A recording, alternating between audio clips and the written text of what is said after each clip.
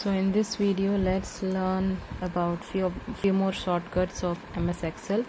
To insert a new column we will be using the shortcut as Control plus Shift plus plus.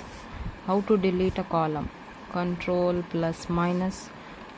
How to select an entire column, Control plus space. How to select an entire row, Shift plus space.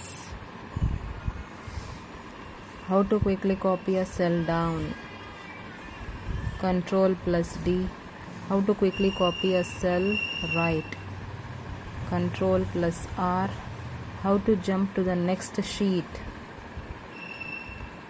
Control plus page down.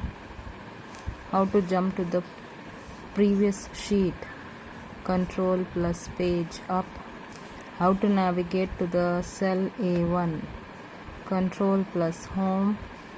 How to navigate to the last cell, Control plus E and D.